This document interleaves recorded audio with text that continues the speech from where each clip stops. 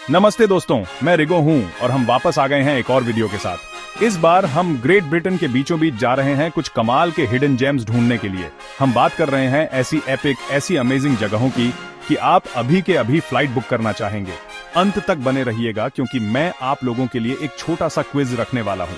इन amazing जगहों में से एक के बारे में 2 सवाल। अपने जवाब कमेंट्स में लिख दीजिएगा। देखते हैं असली घुमक्कड़ कौन है। चलिए सबसे पहले हम नॉर्थ में स्कॉटलैंड के आइल ऑफ स्काई चलते हैं। जरा सोचो, ऊंचे ऊंचे पहाड़, बादलों में छिपते हुए क्लिफ्स और ये क्रिस्टल क्लियर फेरी पूल्स। दोस्तों, यहाँ का पानी अनरियल है, किसी फिल्म से निकला हुआ सा लगता है।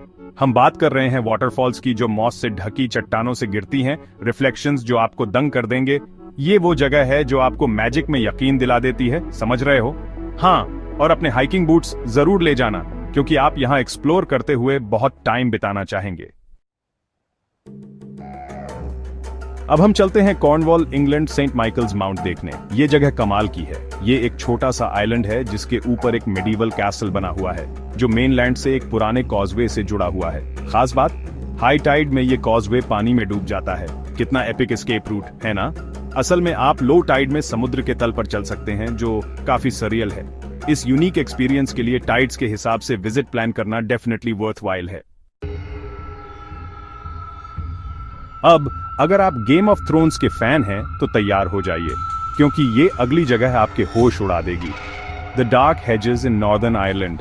ये बीच ट्रीज का एक टनल है जिसकी ट्विस्टेड और इंटरकनेक्टेड ब्रांचेस एक मिस्टीरियस और मैजिकल एटमॉस्फेयर बनाती है। ये किसी दूसरी दुनिया में जाने जैसा है। शायद इसलिए यहाँ गेम ऑफ थ्रोन्स के सीन्स शूट किए गए थे। अगर आप सीरीज के फैन नहीं भी हैं तो भी यकीन मानिए, फोटोज इस जगह के साथ इंसेफ नहीं करते। यकीन करने के लिए आपको इसे खुद देखना होगा।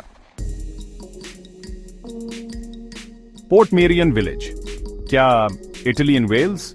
ठीक है, एक कंप्लीटली डिफरेंट सीन के लिए तैयार हो जाइए क्योंकि अब हम वेल्स के पोर्ट मेरियन विलेज जा रहे हैं।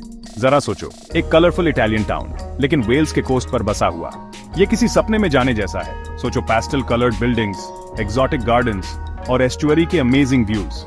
असल में इसे क्लॉव विलियम्स एलिस नाम के एक आर्किटेक्ट ने बनाया था जो ब्यूटी और वंडर से भरी एक जगह बनाना चाहते थे। मिशन अकॉम्प्लिश्ड, क्लॉव, mission accomplished. The lost gardens of Heligan, कुदरत के वापसी की कहानी। चलिए अब हम कॉर्नवॉल के द लॉस्ट गार्डन्स ऑफ हेलिगन में घुसपैठ करते हैं। यह जगह नेचर की पावर का सबूत है। पहले यह एक बड़े एस्टेट का गार्डन था लेकिन फर्स्ट वर्ल्ड वॉर के बाद यह बंजर हो गया। दशकों तक ये पूरी तरह वीड से ढका रहा, एलिमेंट्स से हार गया। लेकिन फिर कुछ डेडिकेटेड लोगों ने इसे फिर से खोज निकाला और इसे वापस जिंदा कर दिया। अब ये एक्सोटिक प्लांट्स, एंशिएंट ट्रीज और हिडन पाथवेज का एक बड़ा सा पैराडाइज है। सच में यहां एक शाम बिताइए, आपको पछतावा नहीं होगा। फिंगल्स केव, डरावनी कुदरत। अपनी सीट बेल्ट्स बांध लीजिए क्योंकि अब हम जियोलॉजी के साथ सीरियस होने वाले हैं। स्कॉटलैंड की फिंगल्स केव जूल्स वर्न के नॉवल से निकली हुई लगती है। ये एक विशाल सी केव है जो पूरी तरह हेक्सागोनल बेसाल्ट कॉलम्स से बनी है जो एंशिएंट लावा फ्लोज से बनी है। और सुनो, इस केव की नेचुरल अकूस्टिक्स कमाल की है। अंदर वेव्स के टकराने की आवाज एक मिस्टीरियस और ईरी मेलोडी जैसी है।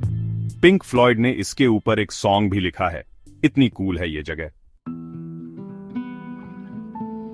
अब थोड़े से मैजिक और मिस्ट्री के लिए चलते हैं आइल ऑफ स्काई के फेरी ग्लेन। ये जगह किसी सेल्टिक लेजेंड में जाने जैसा है। हम बात कर रहे हैं रोलिंग ग्रीन हिल्स की जिन पर अजीबोगरीब रॉक फॉर्मेशंस हैं।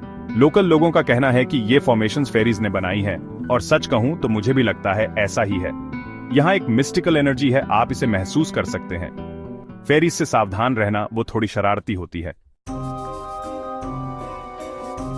चलो, ये अगली जगह एक असली पजल है। मार्गेट, इंग्लैंड का शेल ग्रोटो। ये एक अंडरग्राउंड पैसेज है जो लाखों सी शेल्स से सजा हुआ है जो इंट्रिकेट मोज़ेक्स और पैटर्न्स बनाते हैं। मजेदार बात यह है कि किसी को नहीं पता किसने इसे बनाया और क्यों।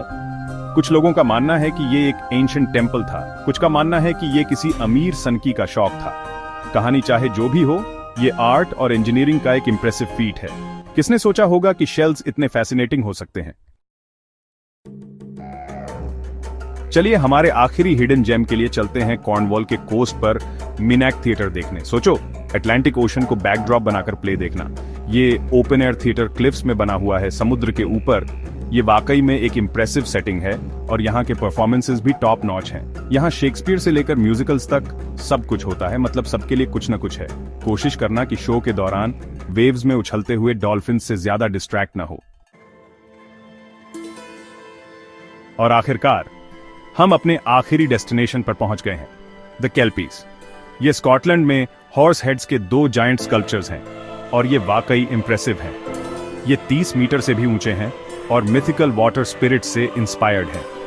इनके नीचे खड़े होकर आपको इन स्कल्पचर्स का साइज और पावर सच में फील होगा। ये एक हम्बलिंग एक्सपीरियंस है। चलो क्विज टाइम। पहला सवाल, द केल्पीज किस मेटल से बने हैं? दूसरा सवाल, इन अमेजिंग स्कल्पचर्स को बनाने वाला आर्टिस्ट कौन है? अपने आंसर्स नीचे कमेंट्स में लिखो। देखते हैं कौन ध्यान से सुन रहा था।